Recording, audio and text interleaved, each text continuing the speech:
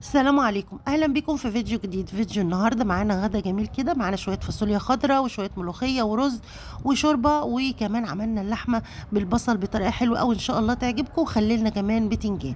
يلا بينا نشوف كده الفيديو. واللي أول مرة يشوفني وما اشتركش في القناة يلا يشترك ويفعل الجرس عشان يوصلوا الفيديوهات بتاعتنا إن شاء الله. يلا نسمي الله ونشوف معانا إيه النهارده. معانا كده حلة على النار حطينا فيها مية وشوية من البصل وطماطم وورق لوري عشان نسلق اللحمة بتاعتنا. معانا هنا حتة ماسورة كده حلوة، ومعانا كمان حوالي نص كيلو من اللحمة، وهنبتدي نحطهم في المية المغلية بتاعتنا دي علشان نسلقهم. وطبعا هنخلي بالنا عشان نشيل الريم، بس ايه اول ما تبتدي تغلي. عبال بقى ما المية تغلي معانا هنشوف معانا ايه. معانا هنا بتنجانية رومي قطعناها وحطينا عليها ملح، وغسلنا الملوخية بتاعتنا، وكمان طلعنا الطماطم من الفريزر عشان تفك، عشان نطبخ بيها الفاصوليا بتاعتنا.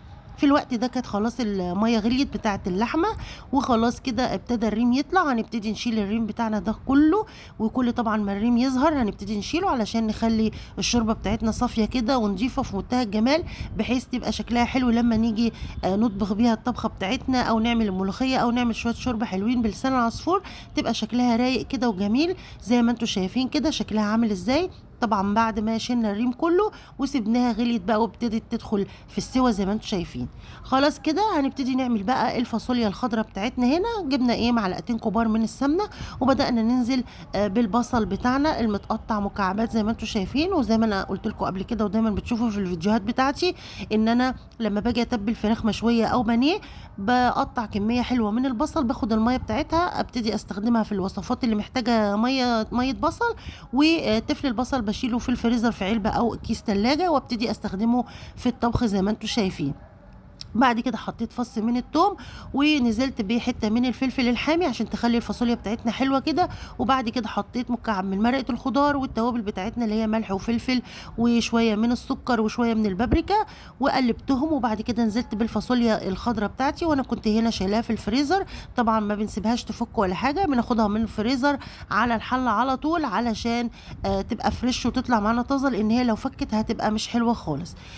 طبعا اي خضار بيكون متفرزر او في الفريزر يعني لازم نطلعه من الفريزر على الطبيخ على طول. بعد كده نزلت بقى قلبتها شويه كده حلوين، وبعد كده نزلت بمعلقه او نص معلقه من الصلصه على حسب الصلصه اللي انت بتستخدميها، اذا كانت مركزه قوي او مش قوي يعني تبتدي تضيفي الصلصه. وبعد كده نزلنا بحوالي 5 طماطمات كده ضربناهم في الخلاط، ونزلنا بيهم على الفاصوليا وقلبناهم تقلبتين. وبعد كده نزلنا بحوالي 3 معالق كبار كده من الشوربه او مغارف يعني من الشوربه، علشان تبتدي الفاصوليا بتاعتنا تستوي في الشوربه عشان يبقى طعمها جميل. تمام كده. اللحمه هنا بقى كانت استوت عندي او خليتها يعني نص سوا، علشان انا كنت ناويه ان انا احطها في البصل كده والثوم، بحيث تاخد طعم كده، ويعني تبقى احلى ما تبقى مسلوقه يعني، عشان الولاد عندي هنا ما بيحبوش اللحمه اصلا. فانا حبيت ان انا اغير لهم الطعم شويه بان انا اخليها لهم كده ايه فيها صوص كده من البصل والثوم كده. وحطيت كمان عليه معلقتين من صوص الطماطم، او يعني الطماطم المضروبه في الخلاط، علشان اغير شكلها وطعمها شويه كده، بحيث ايه ياكلوهم هم ايه مبسوطين. تمام كده. جبت بقى معلقتين كبار من السمنه وحطيت عليهم شويه من البصل المتقطع، وبدات انزل كمان بفص ثوم كده وحته من قرن فلفل حامي، وبدات اقلبهم. وبعد كده هبتدي اخد اللحمه بتاعتي اللي احنا سلقنا هنا نص سلقه زي ما انتم شايفين كده، وهبتدي انزل اقلبهم شويه كده. بعد ما احط اللحمه فيهم اقلبها كده مع البصل والثوم والفلفل. وانا كنت بعد لما كنت بضرب الطماطم بتاعه الفاصوليا، وانا بحط الطماطم على الفاصوليا كنت سايبه كده حوالي ايه ربع كوبايه اهي، فضيتها على اللحمه علشان تاخد لون كده حلو شويه ويبقى ليها طعم. وبدات انزل بقى بالفلفل والملح بتاعي واتبلها كويس قوي واسيبها، ولو احتاجت حوالي ربع كوبايه من الميه ابتدي اضيفها بحيث اعرف اقلبها كويس قوي، وبحيث كله يختلط ويتجانس مع بعضه، واللحمه ايه ما تشطش منها او تتلسع يعني من النار. لازم طبعا نضيف لها شويه كده من الميه او شويه من الشوربه حسب بقى ايه المتاح عندي. وحطيت كمان نص معلقه صغيره كده من الكمون، علشان بتدي طبعا اللحمه ام بصل دي نكهه وطعم حلو قوي.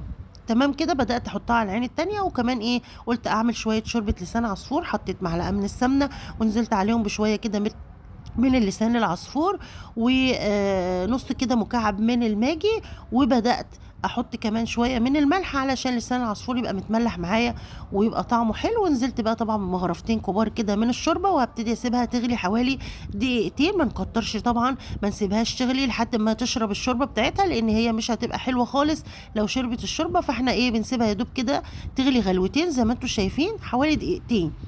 وبعد كده نرفعها من على النار. هو اللسان العصفور هيستوي في الشوربه السخنه دي، وكمان مش هيشرب الشوربه، ويبقى طعمه جميل كده وشكله حلو كمان، ما ينفش ويبقى شكله مش حلو. تمام كده. عبال بقى ما لسان العصفور كده يتشرب من الشوربه ويستوي كده مع نفسه، هبتدي بقى اعمل شويه رز بالشعريه زي ما انتم شايفين. جبت السمنه وحطيت عليهم شويه من الشعريه يكونوا حلوين كده، وبعد كده قلبتهم تمام زي ما انتم شايفين لحد ما وصل معايا اللون الذهبي الحلو ده. بعد كده نزلت عليهم بكميه من الرز، طبعا نكون غسلينها او حسب الرز المتاح عندك. في انواع من الرز طبعا بتكون مغسوله اصلا جاهزه، اللي هي معبأه يعني مغلفه. فلو ده عندك طبعا مش بنغسله ولا حاجه، نبتدي ننزل بيه. وبعد كده نزلنا بالملح وقلبناهم لحد ما يتحمص معانا الرز كويس قوي، ونبتدي ننزل بالميه بتاعتنا لحد ما تغطيه زي ما انتم شايفين. ويستحسن طبعا تكوني عارفه معايره كوبايات الرز ومعايره الشعريه وكل حاجه، علشان الميه ما تزيدش معاكي والرز يعجن منك ولا حاجه. وسيبناه بقى يتشرب، وبعد كده هنوطي عليه. وفي الوقت ده انا كنت بقى ايه، قليت البتنجان. كان عندي هنا بتنجانه رومي، قلت اعملها مخلله يعني.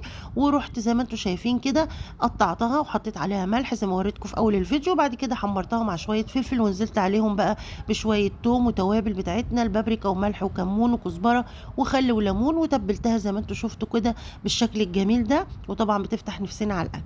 هنعمل بقى مع بعض الملوخيه. جبنا شويه كده من الشوربه ونزلنا عليهم بنص مكعب من الماجي. وانا كنت هنا خرطت الملوخيه، هبتدي انزل بالملوخيه بتاعتي زي ما انتم شايفين، وبالمضرب السلك او بالعصا او بالمعلقه يعني زي ما انت عايزه. تبتدي تقلبي الملوخيه كده في الشوربه لحد ما تاخد السمك اللي انت عايزاه، زي او اللي انت حباه يعني، يكون خفيف او تقيل براحتك بقى. وتبتدي تضيفي الشوربه لحد ما توصلي للسمك اللي انت عايزاه. وطبعا بنكون حاطين التومه بقى على النار كده عشان نطشها، الطشه بتاعت الملوخيه اللي هي عباره عن توم. بنقلبه شويه كده، وبعد كده بنحط عليه كزبره ونطشهم بالملوخيه. وزي ما انتم شايفين الاكله بتاعتنا في منتهى الجمال وخلصت. ويا رب الغدا النهارده يكون عجبكم، ويا رب اللي ما اشتركش في القناه يشترك كده ويفعل الجرس. وبشكركم دايما على كل تعليقاتكم الجميله، وعلى ان انتم بتدعموني وبتدعموا القناه وبتتفرجوا على فيديوهاتي. واتمنى لكم يا رب تكونوا استفدتوا من كل الفيديوهات بتاعتي، واشوفكم على خير ان شاء الله. فيديوهات جايه كتير، وما تنسوش بقى اللايك، وما تنسوش الاشتراك. مع السلامه.